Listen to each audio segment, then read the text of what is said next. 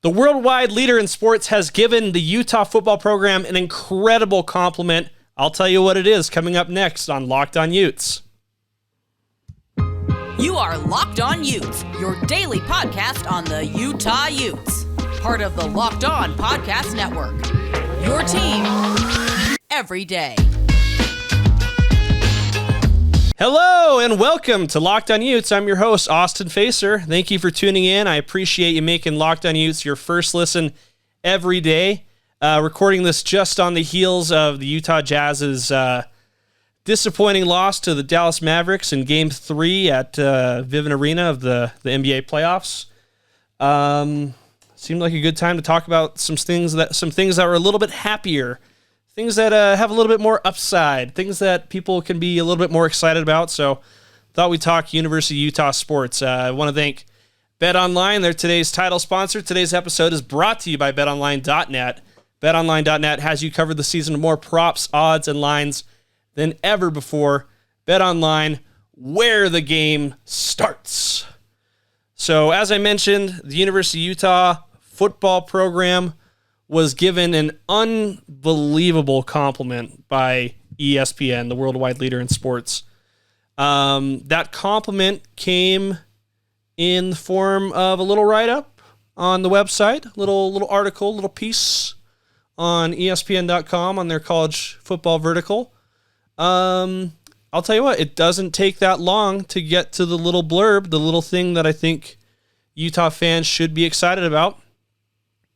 And I'll tell you what that is, okay? Let me just give you the headline of this article, and maybe it'll give you a hint what there is to be so excited about. So the headline here is College Football Rankings Updated Way Too Early Top 25. Again, the keywords there are way too early. Here we are on April 21st. We're still over 130 days probably until Utah's season opener at Florida on September 3rd. Still, nevertheless, this article, I think, will give people a lot to be excited about, written by Mark Schlabach, ESPN senior writer for college football. So it's the top 25. I'll just start at the top, start with number 1. Maybe no surprise, even coming off of a loss in the national championship game last year, the Alabama Crimson Tide. Number 2, the Ohio State Buckeyes, most recently the victors of the Rose Bowl over Utah. Sure, we haven't forgotten about that yet, right? Number 3, Georgia Bulldogs, reigning national champs. And here's what you have to be excited about. According to ESPN's way too early top 25 ranking, the number 4 team in all the land is the Utah Utes. I'll just give you a second there to take a breath, to maybe stand up and walk around the room, to get a drink of water, to shout at your friends, to bring them over to listen to the rest of the podcast because you can't believe what you're hearing and you want to make sure other people can hear it as well. That's right. I said it. ESPN is calling the University of Utah football program the 4th best team in the country right now in their way too early top 25 rankings. Here's a little blurb on the Utes titled Spring Update, the subheader. If the Utes are going to repeat as Pac-12 champions, they're going to have to rebuild a defense that lost many of its top playmakers, including All-American linebacker Devin Lloyd. Lander Barton, an early enrollee and younger brother of NFL players Cody and Jackson Barton, has made quite an impression on Coach Kyle Whittingham this spring. Mohamed Diabate, a Florida transfer, couldn't do much this spring after having surgery for a torn labrum. I don't think that's something I've talked about on the show, but I believe that's something that I have seen on Twitter by people who are able to go to spring practice. I have work. I can't do that as much as I might want to.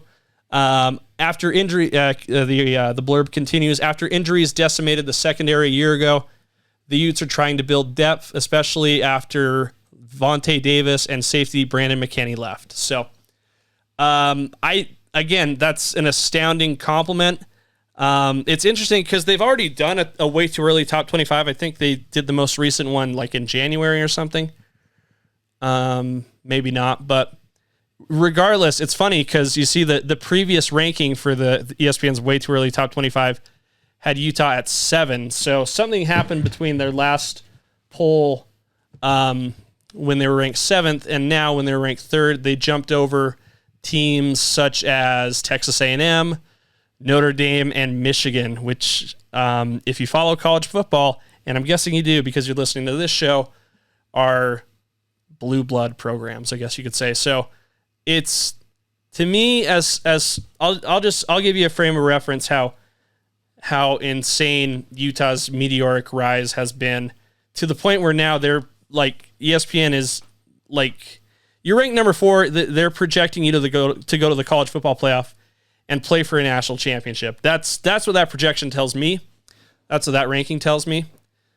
I remember 2003 was my dad's first year on the beat for the Deseret News covering the University of Utah. It was also Urban Meyer's first year on the job. I remember a lot of cool stories. I can tell you, like, one of my favorite things was after school every day, I think it was 5th grade, my dad would take me, it was either 5th or 6th grade. I think it might have been 6th grade. My dad would, pick me up from school, and we wouldn't even go home. It was straight to football practice at the University of Utah. It was well before the Spence Eccles Fieldhouse was built. It was kind of just like a crummy little grassy field. I remember, they had their spring practices, their fall camps on the where the baseball stadium is, kind of by the Steiner swimming pool. And anyway, so just to think where they've come since then, from 2003 when I really got my first exposure to the program. I wasn't an expert on college football at all back then, but I played the NCAA football video game all the time, so I guess that made me as much of an expert as anybody else. But to see the meteoric rise that Utah has made in my lifetime has been astounding, and I think you would be hard-pressed to name another program that has ascended as far as Utah has from, you remember 2003, and that, again, this is just going to be my frame of reference, the last 20 years, they were coming off of, I think, like a 5-6 season, or like a losing season, last season of Coach McBride's tenure there, to now, where they're a top tier college football program. It's amazing, and I don't know if any other team has gone from being kind of a cellar dweller, middle of the pack, Mountain West school to being a powerhouse on the national level in a Power 5 conference. Certainly not that specific criteria, but speaking in relative terms, I don't think anybody's made as much headway and as much progress and as much growth as the University of Utah. And it's a really exciting thing. And I think ESPN's ranking is just a terrific compliment for Utah. And I think it's a lot to be excited about. But the big question is, what's going to happen when the ball gets kicked off in the swamp on September 3rd? What happens then? Can Utah achieve something they've never done before? Is 2022 the year that Utah reaches a milestone they've never reached before? I don't know. Let's talk about it. But first, I want to tell you guys about Athletic Greens. Athletic Greens, they've got a great product. I use this product literally every day. I started using Athletic Greens 1 because, I'm getting up there. I'm 30. And I got to tell you, I don't have the same body I had in 2003. Put on a few LBs, a little bit slower.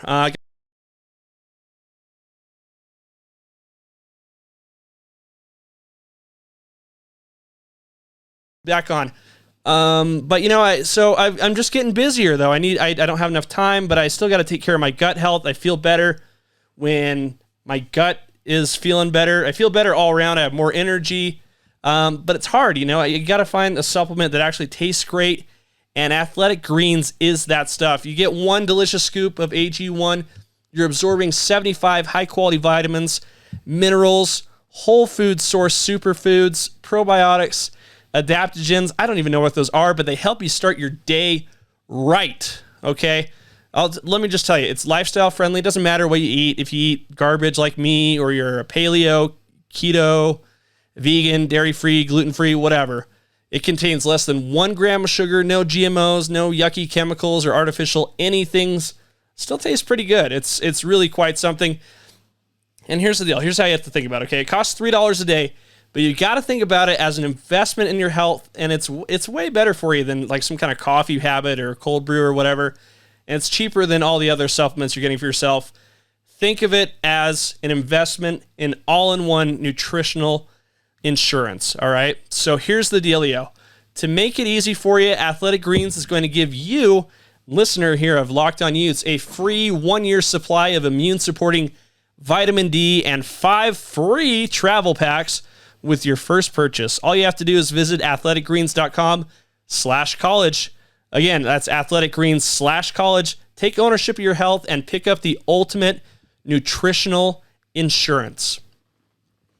So here's the thing that I think could happen this year. I don't know if it will. I think a lot of things would have to go wrong for other programs and very right for Utah. But I wouldn't be totally stunned if it happened. I think the cards are on the table.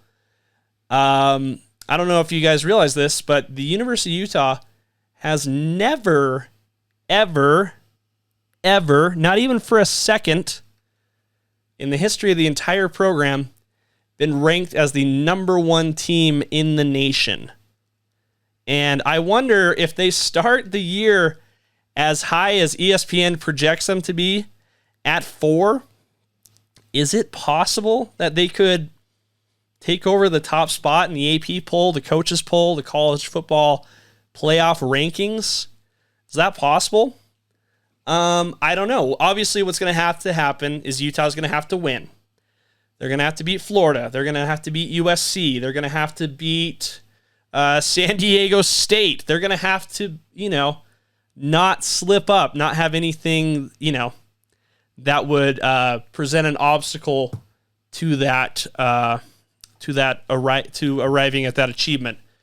Also, they would need the teams ahead of them to lose or not to fare well in certain matchups. And just looking at the 3 teams that ESPN has rated ahead of them, Alabama, Ohio State, and Georgia, I took a quick look at the schedule for each team, and I don't think it's impossible for these teams to slip up, especially early in the season, and give Utah an opportunity to ascend to the top spot if they win the games they're supposed to win, and maybe even, outperform or just blow away the teams in what are expected to be close matchups.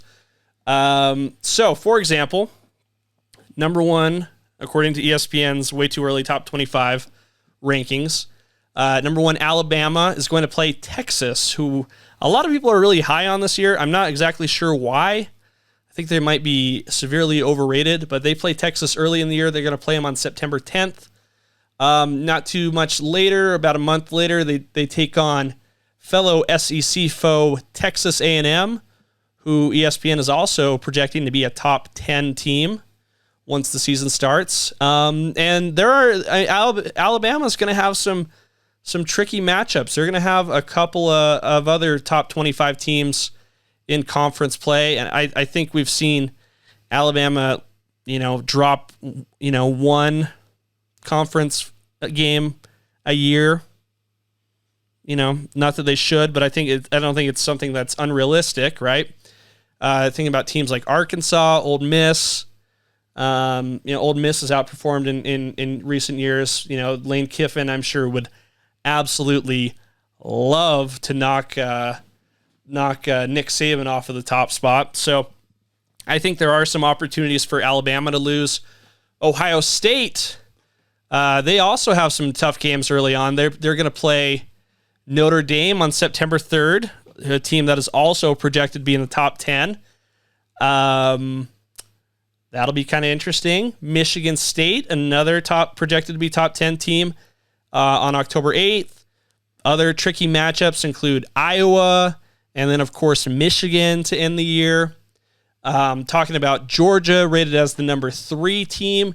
They're going to play Oregon on September 3rd. I don't know if that'll be too much of a challenge there for the defending national champs. I think of the top 3, they seem like the least likely to slip up. Just looking at their schedule and the fact they're coming off of a national championship, all that kind of stuff. So, but again, remember, this is what we're seeing right now isn't an official poll. The AP coaches poll, those will come out closer to fall camp, or after fall camp starts and closer to the start of the season. And of course, the college football playoff rankings come out after the start of the season. So just a reminder, take what ESPN's saying with a grain of salt, but I think it is certainly something to be very excited about and to feel justified in being very excited about. So, but yeah, just like I said, Utah has never, ever been ranked as the top team in the country. It would be, I think, really magical to see that happen at some point this season. The highest ever ranking in the AP poll the Utes have ever had was number 2, which you might remember came after they beat Alabama in the Sugar Bowl in the 2008 season. It was the 2009 Sugar Bowl, but the 2008 season. That after that game, they were rated as the 4th best in the coaches poll. So there's a chance Utah could enter uncharted waters, and I think that's something that would really be celebrated by college football fans all over the state, especially those of us who are Utah men and women. So that's kind of cool. But, let's stay on the Utah train. We're now officially 1 week away from the NFL draft. The story is obviously going to be Devin Lloyd. I got some little project here on Devin Lloyd I want to tell you guys about. But first, let me tell you again about BetOnline.net. They're your number 1 source for all your betting stats and sports info. You can find all the latest sports developments, league reviews, and news, including what's going on in the NBA playoffs. The Jazz, I imagine, are probably a long shot to advance at this point. But if you don't feel like looking at those projections, those lines, you can also get some good Major League Baseball stuff there. BetOnline's got it all. They've got all your sports wagering info, live betting stuff, playoff stuff, esports. If you bet on esports, and I don't know why you would, hey, that's your money. Do whatever you want with it, and more. You can do it all, whatever you want, on BetOnline.net. So head to the website today. Use your mobile device. Learn more about the trends and actions. And remember, BetOnline.net, where the game starts. I also want to remind you guys about Intercap Lending. There is a reason that no other lender helps more families in Utah with their mortgage needs. Intercap gets deals done. It's a quick and simple process. Intercap closes loans 2 weeks faster than the industry average. And even though fast is great, it's what we all want. The ultimate goal is really to create a stress-free home loan process. That's exactly what Locked On's personal loan officer, Steve Carter, has delivered to hundreds of listeners so far, including Mr. Locked On Sports himself, David Locke. And let's be honest, if Steve can help David stay on track throughout the entire process, Steve can help anybody, okay? And keep this in mind, Intercap might be new to us, might be new to the Locked On Utes podcast, but they're not new to Utah, to anybody here in the state. They've been assisting mortgage companies with their mortgage needs. They've been assisting customers, with their mortgage needs since 1978. That's 44 years of experience. Intercap's headquartered here in Utah, but he's licensed to help all of you guys out there in about 40 different states. Chances are Steve can help you out. Give him a call to find out. His number is 385-800-8528. You will not find a more responsive loan officer. Just for regulation standards, his NMLS number is 190465. For more information, give Steve a buzz at that number or visit intercaplending.com. Intercap Lending, great partner here on Locked On Utes. So, as I mentioned, today, April 21st, 1 week from now, NFL draft. Chances are exactly 1 week from now, Devin Lloyd will know where he'll begin his NFL career. And it's going to be really exciting to see where that happens.